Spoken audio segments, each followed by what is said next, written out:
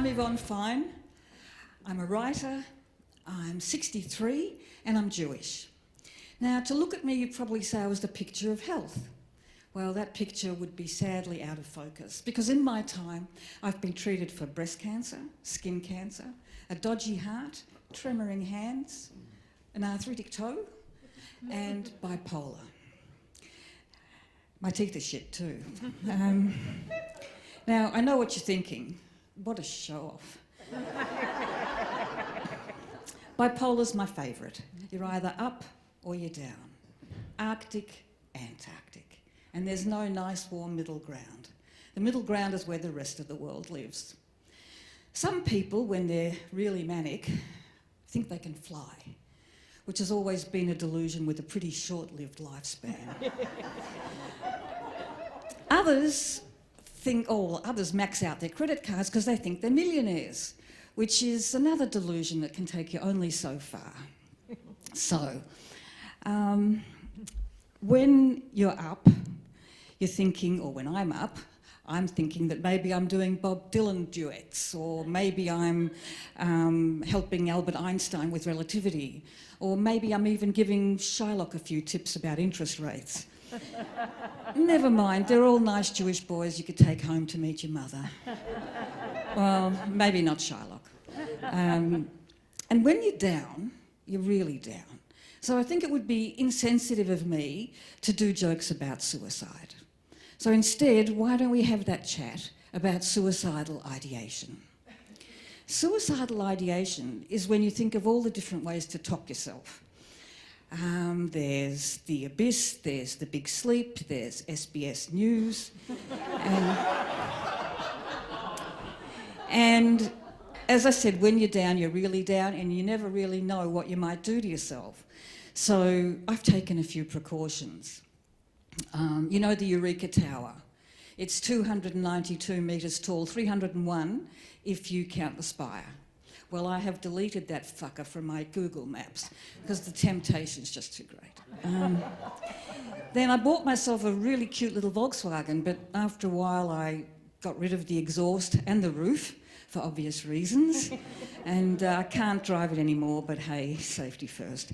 And then, I've stockpiled a whole lot of benzos, like really stockpiled them. But don't worry, I'm not going to do anything stupid with them. I've given them to my little nephew to look after for me. I mean, those things can kill you, you know. My doctor says to me, my shrink says to me, yeah, I see a shrink, surprise. And he says, have you been entertaining any suicidal thoughts lately?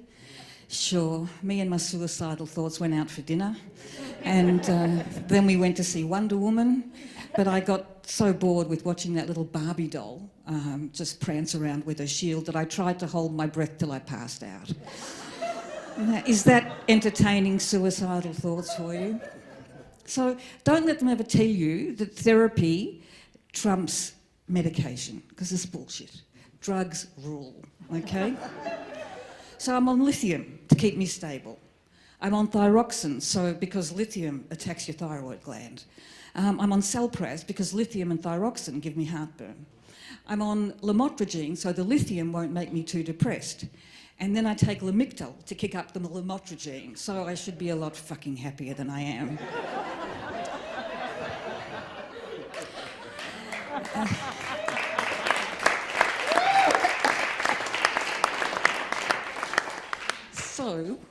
There's also Seroquel, which helps me sleep. Interesting little factoid. Seroquel's street name is Susie Q, or Squirrel. And I hear that it goes for about 25 to 35 bucks a pop out there. Any insomniacs? I'm really packing. I can give it to you for 15. And I'll even throw in a set of steak knives for you, but if you want the edges blunted, you'll have to pay extra. So, yeah. The one thing they don't tell you about all this medication is the weight gain. Now, I'm only 160 centimetres tall, but in 8 months I stacked on nearly 50 kilograms. And they say bipolar is an invisible disability. And so you know how you've seen dogs go round and round and round chasing their tails? because they want to know what's following them and they don't know and they're chasing. Well, I thought that looks like fun. I went round and round and round, chasing my tail, trying to see what was following me, and yeah, it was my arse. So I've had a pretty interesting life till now. I was 18, it was 1972, and it was my gap year, and I could not wait to fly out to Israel to work on a kibbutz. What I didn't know was that on that flight I was about to have my very first manic episode. Now, being manic is a bit like being high, but a lot less socially acceptable. Especially on a plane. These days they'll yank you off just for refusing to give up the seat you've paid for. But back then, the stewardesses were like, yeah, you could say stewardesses back then. You didn't have to say aeronautical in-flight service personnel. So the stewardesses were like, you go, girl, what do you want? Can we have some? It was the 70s. So anyway, I have no idea what's going on. I'm thinking, this is cool. I'm loving it. This is the new normal. I'm as high as Jimi Hendrix at Woodstock, and it is full on amazing. And then I start to think, Jesus. Yeah, Jesus. Seriously, I think I am Jesus, which is complicated for a Jewish girl.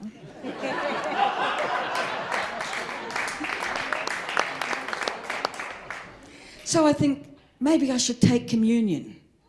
Maybe I should bless a few people. And what the... is that blood coming out of my palms? And my head starts to droop in an awkward angle. And I think, how the fuck did Jesus not get a crook neck with all that drooping? So we touch down. Airport security sees me coming. Now, I understand enough Hebrew to know that they think I'm on drugs. I wasn't. That was the problem. I really needed to be. So I end up in an Israeli mental hospital. Now, Israeli mental hospitals make One Flew Over the Cuckoo's Nest look a bit like Club Med. So anyway, they put me on a ward with 14 other people, and good times, 10 of us think we're Jesus. The other 5 think they're Nazis. No bullshit. So, cut a long story short, I phone home. Hi, Ma, it's me, Jesus. So she comes herring over to bring me back. But by this time, I'm down to 35 kilograms, Jesus not being much of an eater, and Nurse Ratchet not being much of a cook. So she takes one look at me and collapses into a bipolar episode of her own. Did I tell you she was bipolar too? Yeah, thanks, Ma. So we're hanging out with all the Jesus types, and it's pretty cool. But she warns me about those Nazis. And I figure she should know because, like, she's Jewish, and she graduated with honours from the camps in World War II. So one day she comes into my room and she says, I'm your mother, right? Yeah. So you can call me Mary, the Virgin. So my dad comes over to take us home. He's the only sane one in the family, which isn't saying much. And his name's Joseph, so hallelujah. It's Jesus, Mary and Joseph on their way back to Melbourne. Thank you. I've been in.